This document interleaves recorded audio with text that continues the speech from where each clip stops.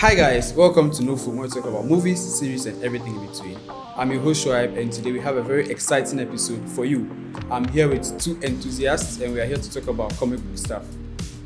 Yeah, so Alex, nice to meet everyone. I'm Jude, aka Poet JLA. What's up? Yeah. So we have Alex and Jude. You might recognize them from our Instagram reels, and today we are going to talk about the state of the MCU. So I think a lot of you have noticed that it seems like lately the MCU is in a bit of a slump. Why do I say so? This year alone, we've noticed that for the first time in over 10 years, MCU hasn't been able to break 1 billion at the box office. And it's concerning because every year, no matter how good or bad the movies are, they make a lot of money. This year, they weren't even able to pass 600 mil, and that's like a very low point for them. Yeah. Aside that, there's a lot of discourse about MCU and the movies are not so good and what's not. So let me break that down. This year, at the beginning of the year, we had animated show, which was the Spider-Man show, which was really good. A lot of people enjoyed it. So we're excited about what the year had for us. And then we had Captain America, The Brave New World, which didn't do so well. Brave New flop. Yeah, didn't do so well. We also got Thunderbolts, which in my opinion was a very good movie, but it also didn't do so well.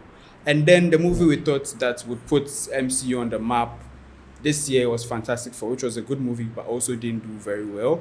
It seems that MCU this year had better animated projects than they did their actual movies, because we had the Spider-Man show, which was very good. We had Wakanda Forever, which was very good. And then we had Marvel Zombies, which was amazing. So what do you guys Using think? all these words loosely, by the way. Good, amazing, very good. Don't mind it. Yeah. So this year, MCU, especially for their movies, this is one of their worst performing years. And what do you guys say to that? Do you agree with that? I know my friend Jude here. He agrees that yes, it's not very, encouraging the way their performance has been this year, right? And Shoaib, too, another fan of the Marvel Cinematic Universe, would say so. But me, no, I don't think it's even close to being good, right? It's trash. It's bad. Wow. It's really bad. Yeah, it's true. It's true. After the Infinity Saga, what really happened? We have a few Disney, maybe Marvel projects like Loki, which was good. Yeah. And then maybe we got Spider-Man, we got Deadpool, but you realize all these aren't really under the umbrella, right? Yeah. Their main franchises umbrella. Spider-Man is Sony, right? Yeah. And then, this is the situation we are in right now with the Marvel Cinematic Universe. Yeah. I don't think they can, I don't even have hope for them, right? Steering the ship right, because they had a roadmap when it came to the Infinity Saga. All you had to do was make the movies, right? Put some connective tissue amongst all of them, and then finish with the big bad. This phase, who is the big bad? I'm sure you know, but you don't really feel that weight the way Thanos did, right? Yeah. Meanwhile, the big bad for this season is very popular, it's very huge. So it's completely shocking that we are in this state right now when they know the formula. You make the movies, put some connective tissue, right? Make them good, right? Make them solid, and then that's it. You have a great cinematic universe. But this time it feels like they are all split into different things, like TV series. And TV series, you know how they are, right? I'll even start with them. Some of them you have to basically do homework just to get to watch the next movie, right? So that's this one argument. What do you think, Jude? So Alex and I mostly don't agree a lot when it comes to the MCU, but this time I think I must slightly agree with him because, ever since the Infinity Saga, I think this is what I'll say. They are basically victims of their own success, where it's like, what do you call it? You pump out so much content every year now. After the Infinity Saga, instead of waiting 2 years like they normally would in the early phases of the MCU, like phase 1, phase 2, now it's more like every single year you have to do a TV series along with the movie. And there's so much content that it's impossible for everyone who watches it to connect the dots. True. And now you wonder, if I don't watch this movie, how does it connect to this series? If I don't watch this series, how does it connect to this movie? And now most fans will go to the cinema being confused by this happened. When did this happen? How did this guy get here? Who is this guy? And Now, I think one With thing is continuity errors too. the Littered continuity everywhere. errors and the excess content. There's so much stuff, so much dots to connect that you don't even know what they connect to. Like I use this as an example. The Thunderbolts in their end credit scene, you have what they call the Fantastic Car appearing in space on their monitors. Now you go to Fantastic Four, they just show Doom, but okay, Doom, cool, but how do the Thunderbolts play a role again, and how does it connect to what they saw? Nothing. And you have a what do you call it?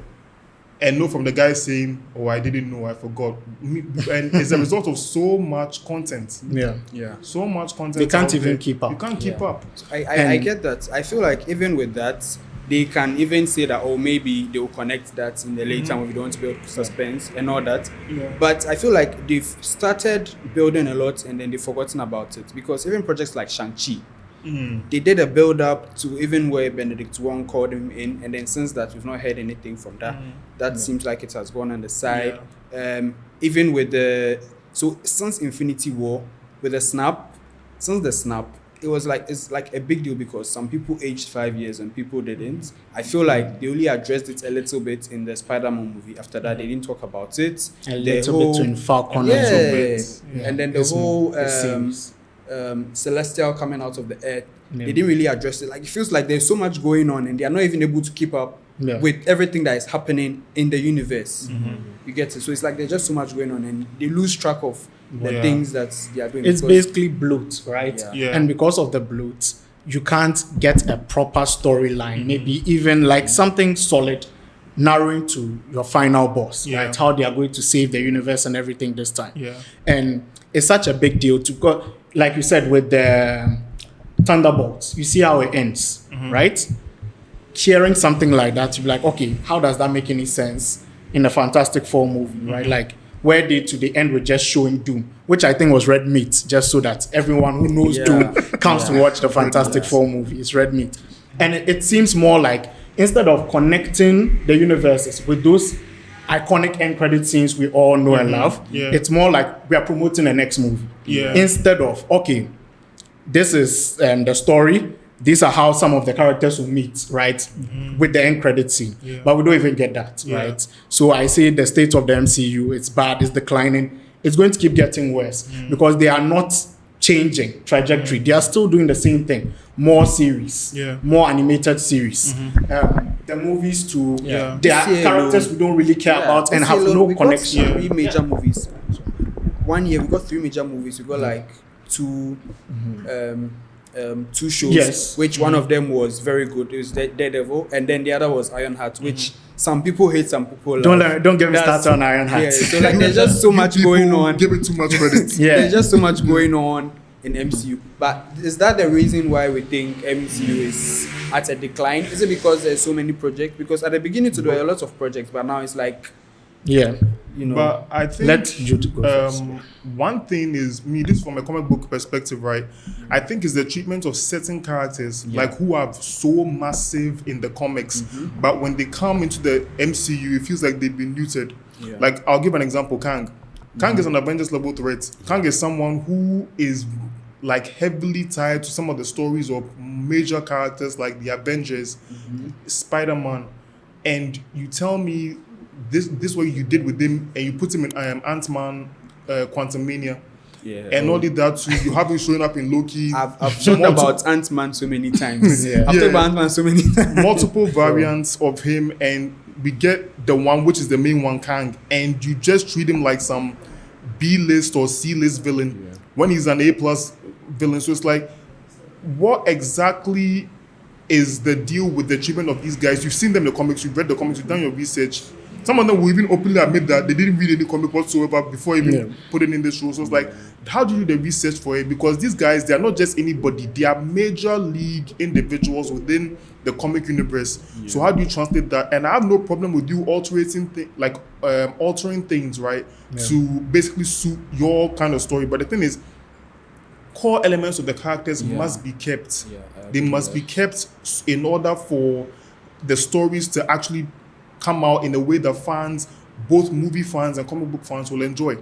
That is my take on it. So Kang, he didn't feel like the big threat he did from the comics. Like I saw when I watched Ant-Man, even when I watched him in Loki, he didn't feel like a threat. He just felt like one of those like wacky ass. Felt like they were trying to do this twist villain where, you know, this wacky character with the whole seriousness of the, you know, the what do you call it, sacred timeline, right? Yeah, exactly. Being under threat, and then you just bring this wacky villain from Even with nowhere. that, It's I weird. feel like it was still better than Ant-Man in the sense that he was supposed to be the sort of softer Kang version. So we know that even this guy, he's not even really the main guy. He has other versions of him that are way worse than him. So it's sort of like I mean, we soft did see launch. all of them in the Ant-Man universe just screaming, right? So we're like, oh, that seems funny. yeah. That seems funny. I mean, I'll admit it was. Yeah. So like even for Loki, they did it in such a way that this guy is not even the worst. There are way other worse versions of him. So it now gives us that anticipation that okay, so the worst versions of him that are coming, because it felt like there's something horrible coming. Yeah. So the worst versions of him, how horrible are they? Horrible are they? And then we get to see, and then so this is the horrible, or the the villain that we're all afraid of. And I mean, like, So I mean, he was defeated his first appearance, right? Yeah. It's the same way, even I have an issue with the Fantastic Four, where Galactus should not be in the first Fantastic Four movie. Especially when they want to do this renewal of the Fantastic Four, right? He shouldn't be in there. He's too powerful. He's too much of a threat, right? And he shouldn't even be, like, not even close to them right now. He shouldn't be close to Earth. Nothing with Earth at all. He should have made it, and they have a lot of iconic villains in the Fantastic Four. They could have made it that way. They wanted to bring Galactus, like I said, red meat, because they know the comic book fans made just the come I and feel watch. like right Made the now moment. MCU has gotten to a point where they know that they are declining, so they are just throwing names out there. Yep. The That same is- way they did yes. by putting my man Mephisto in. Oh, Charlie. Bro, Yes. why is They're just Mephisto throwing, exactly. And in Ironheart? Don't get me started on Ironheart. And I feel was like saying even the casting of RDJ as Doom was also just done so that they will get buy-in Yeah. because yeah. they had no reason to do that, but it's like they are Yeah. grasping at straws now. And Exactly. They are yeah. doing- And even what I was saying, like what you said about Mephisto, falls back to treating these A-list or A+ characters as B-list or C+. Yeah. Like for example, okay, this is a fun fact for some people who don't know the comics. You know that in No Way Home with what do you call it? When Peter went to ask Doctor Strange for help in reversing how people know his identity. You know that it was Mephisto he ended up going to. Yeah. And in the end, what did Mephisto say? I've forgotten. It's a long time. Yeah, he said that Yeah. he would do this for in exchange. You have to do something close to him, and that closeness and that thing close to him was actually his marriage to MJ. Yeah. That's because Doctor Strange would not do something that would alter time or mess with the fabric of reality. That's why he never did it for Peter, and Peter ended up going to Mephisto. Mephisto, being someone of such magnitude, should have been put in No Way Home. That's just my opinion. Instead of putting him in Ironheart, like what does he have to do? Yeah. What is he doing now? Ironheart, like In a series to no less, exactly. right? You are tied to Doctor Strange, you are tied to Mephisto. Hey, you are tied to Spider-Man. What better situation to put him in than in No Way Home? Instead, you have Doctor Strange do it. It's like you had the perfect way to input this character. But And plus, they could have even made him the big bad with that kind of thing. He affects the whole multiverse because of Spider-Man's mistake. Exactly. And we even have now someone who is the most popular among their IP going into the future, because we've lost Captain America, we've lost Iron Man. Yeah. At least Spider-Man is still in there. He's popular. Yeah. His actions, right, create this whole universal, multiversal threat because he wanted to change everything. Only because, Mysterio, like, messed with him, Messed with right? his life. So at least he's like, okay, I want to fix everything. Yeah. And because of that, now we've caused more trouble. Mephisto is now unleashed into the world. Exactly. And then you have a proper big bad for this phase. And then we work all the connective tissue towards it. Exactly. But no, I feel like they can't do it. one big problem with Marvel is that the success has gotten to their head. So now the writers have gotten lazy. Yep. Now they feel like they can put anything out there and we're gonna watch it. Because in the beginning they were actually writing. Like if you watch even the first Avengers, with the movies they started, Iron Man movies, there was actual story, there was depth behind it, growth and all that. But now it's like they feel like they now have the name brand. such a big impact that they can put out anything, and they are paying for that now. They've gotten way too comfortable, and now they feel like Exactly. everyone's going to watch my stuff because everyone's to watch my stuff, and I still make a lot of money. But that is not the thing right now. People, like, unlike what they may believe, people actually care about some of the stories we're telling them. It's not just about putting any big name. I'm a comic book fan. You can put in any main guy you want, but if you don't tell me a proper story, you lose me. Yeah. Like, that's just. They really tried it with Captain Marvel. They thought the first movie was a success. So let's do it with a second And that's the movie. thing. Meanwhile, you've sandwiched They it need context. between They forget two of a the lot biggest things. movies of that phase. And that was the reason why Captain Marvel did well, because Captain Marvel did so well because it was directly after Captain Marvel did well. As the in first movie. money-wise, the first Captain it did Marvel. well Okay. in the cinema because Yeah, it did it was well. directly after Avengers Infinity Infinity War. War. So people were excited and were waiting for what's next. So a lot of people went to watch that movie. So based on that, they thought that meant that people liked the movie, but it was just because of the placement. So it was a after good filler. that, so after that, when they tried to redo the whole Marvel thing, it flopped, and like they now do understand why, because they're like, I thought people loved this character. no. Yeah. So that's like some of the mistakes that MCU has Captain been Marvel, committing. I wouldn't really say it's necessarily hate. Like, for me, it's not hate, but you see, I think I preferred it when she was working with the Avengers, like, in a team rather than in her as an individual. I feel like for the biggest issue I think is with Captain Marvel is that there is no depth to the character. Why do I say so? She just gets powers and then she just defeats her villains. No struggle, nothing. No it struggle, feels flat no growth. because all her villains, Jude Law's character, she just overpowered him. The John Ron, intelligence, she just overpowered them. There's like no struggle. She's just this super powered being Yeah. that can do anything. And we need to feel something when we watch the movie. There has to be, she have to feel her struggle. She went through this, she faced these challenges, she overcame it. Yeah. And that is what makes a character someone that you can relate to. Exactly. Because even strong characters, Superman is so strong, but he still has to overcome adversity. Yeah. Thor is like one a of the god. most, Yeah. but he still has to overcome Because you see people like Captain Exactly. America, Iron Man, and Spider-Man, right? All their battles they've had with most of the villains, they struggle. Yeah. Even Spider-Man, you saw Homecoming when he was trapped under rubble by Vulture. Yeah. You saw that moment where he kind of had Tony's words really imbibed within him, where he was like, it's not about the suit, it's about the man beneath. Yeah. And he had that whole get up and like basically proving that Peter Parker is worth it. Like, Peter Parker is worth being the hero, not just because of some fancy suit, but because Exactly. of who he is as a person, wanting to do the right thing.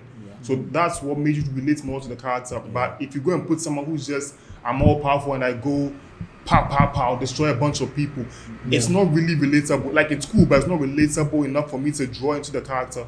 That's what people believe. She's not heroic at Yeah. all. Yeah, you Yeah, don't it's just- feel that, yeah. struggle, Yeah. relatability. Yeah. It's just someone strong who's just doing stuff. Because the first time I knew about her was when I watched like the Avengers like animated stuff way back when, and it was when she was with the team. That's when I liked her. When she's an individual, not that I hate her, but it's just not as impactful as when I watch Tony or Steve go up against their own like individual enemies. Yeah. There's no like proper you see normally there's a hero's journey, and most of the time they take the origin story to tell the hero's journey. Yeah. With Captain Marvel, it's so flat. There's no hero's journey, there's nothing. It's just she had powers, she didn't know she had powers. This guy told her he's going to train her and everything, and then she realized that she was actually stronger than him the entire time. And so now she's the hero and everything. And I'm like, what's an origin that? story is just rooted in flashbacks. Yeah, exactly. So I think the only the best part of that movie, the reason why a lot of people ended up enjoying that movie was because Nick Fury was in it. yeah, that was it. We wanted to know why he got the scar on his eye, and we finally got it. It was a scratch. Meanwhile, this man, so it's just like the Captain Marvel hold this one, right? And I would say Captain Marvel is the biggest reason the MCU is collapsing because of that. Like that formula of we are a name brand now, household name. We can throw anything out there and the people will eat it up, right? Yeah. And that's the issue we are having with the MCU now. Is they believe they can just throw anything. They can just get incompetent writers to come, write whatever story they want, and then it's going to be fine. Meanwhile, these stories, they've been tested for like tens, yeah. ages for a long time. So the comic book fans would be there for stories like that, not just your depiction of the character, not just your understanding of the character, right? So that's the issue we're having in the MCU today. And I'll say the best solution for them would be you cut the fat, all the bloat, the series, the animated series, just make them their own separate thing then. If you want to make them a thing, make the series, right? If you want to do it that way, make it like the Arrowverse. The Arrowverse have their own series, the Flash, Arrow, all these. Put them in that space. Don't connect them at all to the MCU. You can call it a series, sorry to and then cut go you there, off, right? Yeah. But if you notice, all the projects that Marvel has done that are outside the MCU have done really well. Yeah. If you look at the Spider-Man show they did, it was very good because they separated it from the MCU. They were able to give it, X-Men 97. It was very good because it was separate. Yeah. Marvel Zombies is a different universe. So a lot of things, even though it's tied in with the MCU, they are allowed to do something different.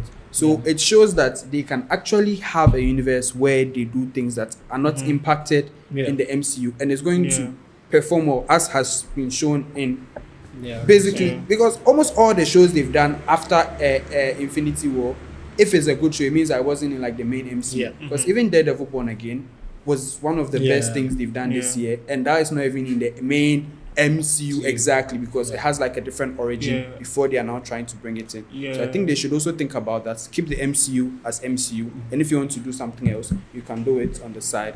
And but I'd like to rectify that. Like since the beginning, since the original in 2015, it's always been part of the MCU. The only difference is those people, Jessica Jones, Daredevil, Luke Cage, they're all kept on street level. The Avengers are major, like global, like disaster handlers. So even if they exist within the same universe, they don't address them with major tie-ins. So that's why I like. And also they can have independent stories that don't affect the main MCU timeline. That's what I meant to say. Because of that, they have the continuity issues. Because now you have to do homework. You, even the writer, you have to go and watch all these shows your colleagues have done, so that you can do this movie. Where I'm watching, I'm like, okay, they address something here in the series, and it connects here in the movie correctly. But if that's not the case, you can't do the homework. What happens? You have the same issue that you have, where this person is this way here, but here they are this one. Maybe action contradicts itself. Right, and that's the issue we're having right now. It's like how I watch Jessica Jones, right, and the story, even though it's set within the MCU, right, the only connection is how people view, the superhuman or power people, or these human mutants. There's nothing tying Jessica Jones to the future of the MCU in terms of the movie perspective. It's simple, like, what these guys did now kind of shine a light on all power people, and I'm part. So how does that affect me? And that's it. They don't go beyond that, and that's what I liked about it. Exactly. And speaking of superpower people, I thought we were moving to the next one, the next topic. I was trying to segue for you. Okay. Don't worry. So before we go in, I think the one thing I suggest to conclude is I feel like MCU should, like the Feige, the Russo brothers, they should sit down and then they should have a plan. They should cut down on the amount of stuff they bring out, get good writers, focus on what's important, and prioritize those things. Less can also be more. It doesn't always have to be a lot. So once they're able to do, I feel like that's overload. They need to go back to the drawing board, get writers who are actually dedicated, write good stories, take their time to give us good content. And if you are giving good content, you can't give a lot because you take your time to do it. So if they do that, they take their time, they give us very good content, even if it's small, one movie or two movies for the year, that's fine. They need to go back to early MCU where it was just like wait 2 years to give a movie, so you have more time to write, more time to brainstorm, and more time to cut some stuff.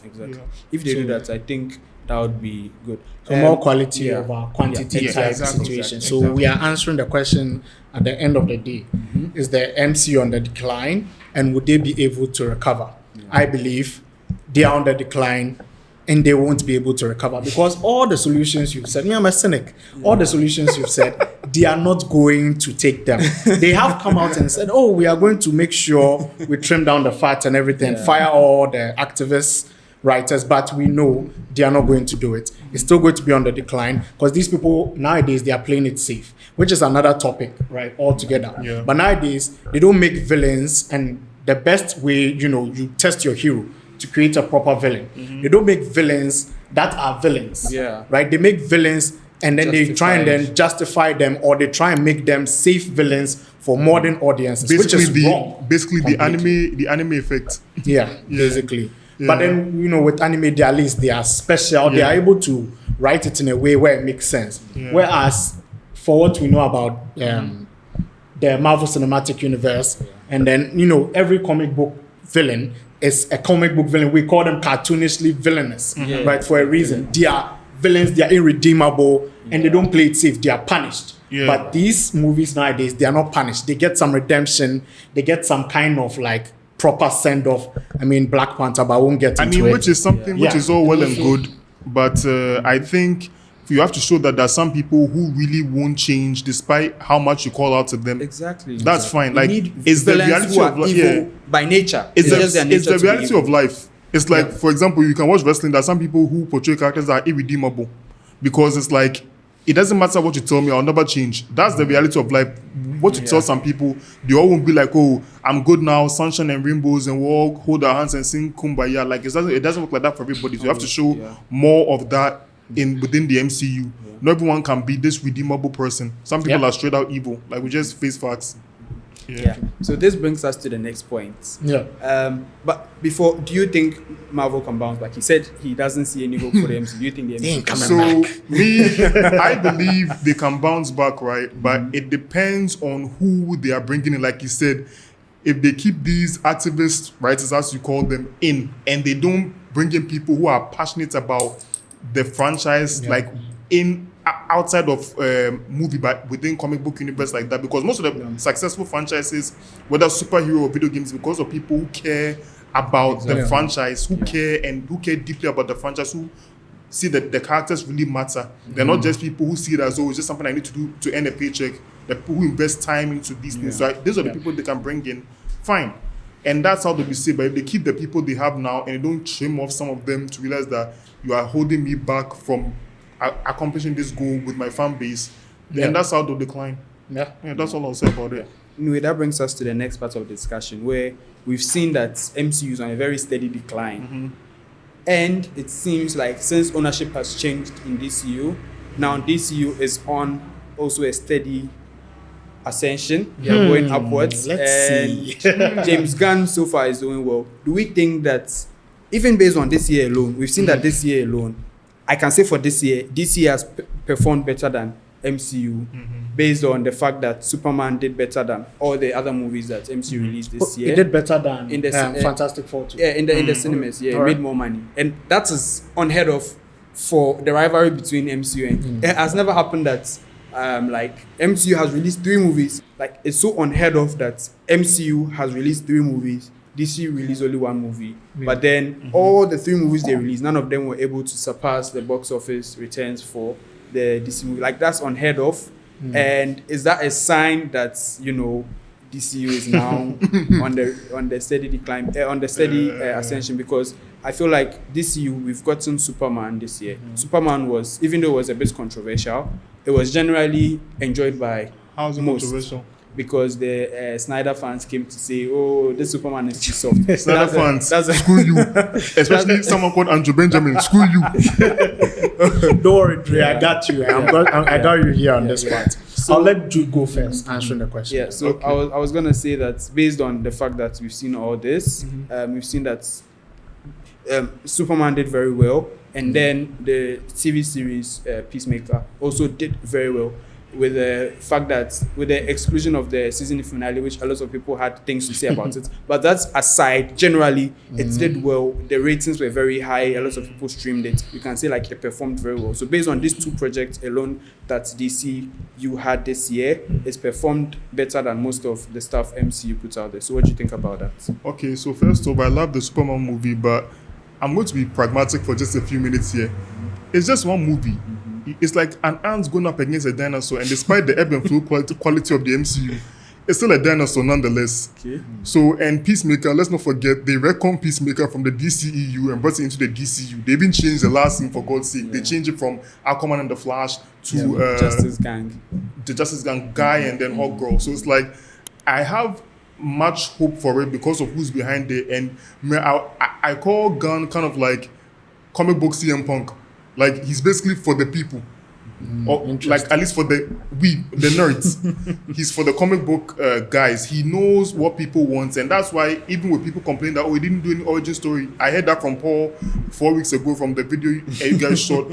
I said that Gunn was straight from the beginning. He said, I'm not doing origin stories because at this point most of these popular characters, Superman, Batman, everyone has seen the origin story multiple times. I don't have to go and redo it again. We just get straight to the point and give you a story that you can sink your teeth into. So far, he's kept true to his word. And I pray that he continues on with this good, a modicum of success that he's had.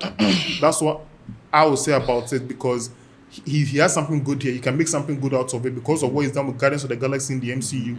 I believe he can do greater with the DCU. Yeah, so it's like, he just keep up with what he's done, and who knows? Maybe you may top the MCU, but at this point, you are an ant. You have the potential to be a mega ant, but I don't think he's an ant, but anyway. You are, but anyway, I'm just pragmatic, like ant dinosaur. All right. As the two of my colleagues here have glazed the DC, this one, cinematic universe, which is it's funny. You know me, there. I don't play that game. When we watched Superman, remember that day when I came out, you asked me, it's in the reels. They should check out New Media, right? It's on their channel, their Instagram. You asked me how I felt about the movie, and I said it's not a good movie. And down the line, it's going to hurt James Gunn. I said it. And I said that Snyder's movie 2 wasn't actually the best, right? But after watching Gunn's movie, do you know what happened? I realized something. Please, let's keep it short. We've already had a discussion about this. Don't worry. I'll try. After watching both of them, right? Both of them didn't get Superman. I said it. I said James Gunn, he went to study what he needed from the comic books. So he wrote a very good comic book movie, more or less. That's why a lot of people enjoyed it. But I would say the reason why it did well is not because it was a good story or because it's Superman number one, right? The greatest hero, my favorite hero. Superman number one. And number two, people hate watched it. Snyder fans hate watched it. They wanted to watch it and then say, you know what? This is not even close to Snyder's movie, right? That's why it did well. It was not going to do well other than that. We know Gunn, right? We know what he's good at. We know his specialty. I enjoyed the Guardians of the Galaxy movies. But when I watched this movie, it didn't feel like Superman. It felt like the Justice Gang movie. They overshone Superman. And when I watch Superman, or when I think of Superman, the character, I always think hope, right? He's the character who saves everyone, no matter how dark and grim it gets. And you may hate Snyder, but at least he did that better than Superman James Gunn. Why? We are moving off. No, I'm about to finish. But it also leads to my point. Why? Because when you look at, when I say the word hope, right? When you look at Gunn's movie, it was basically him losing every single battle he was in. And he needed all these people to save him. I don't want that Superman. He's not hopeful.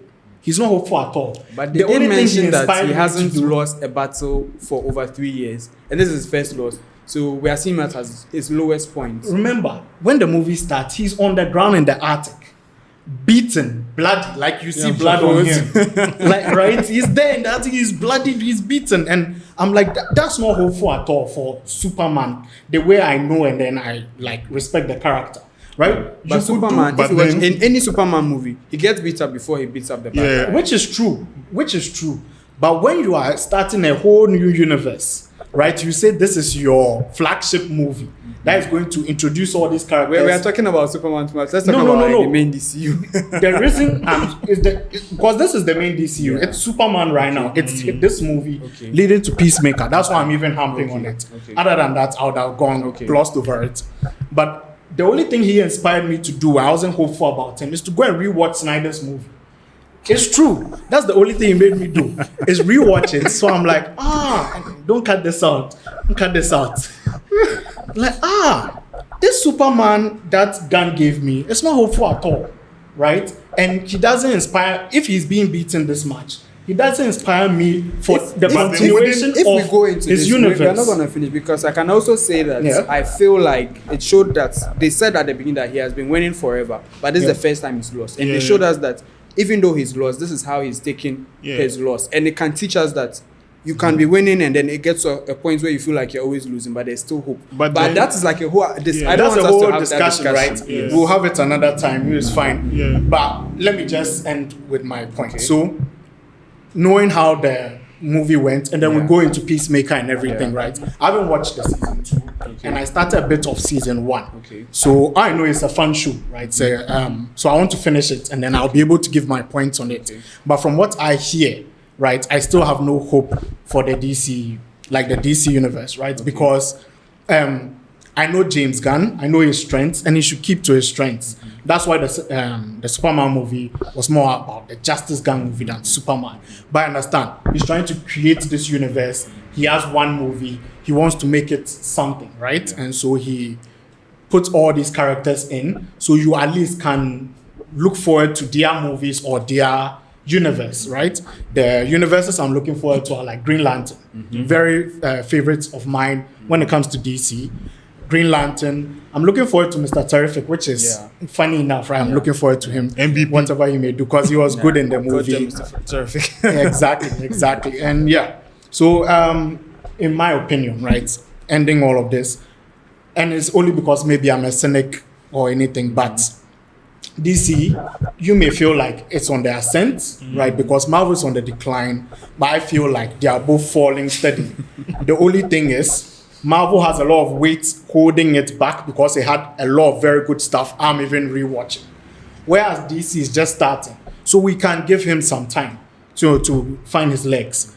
But in his first, movies, looking at Superman and then contrasting it with, what do you say? Peacemaker. Have you seen Peacemaker? Yeah.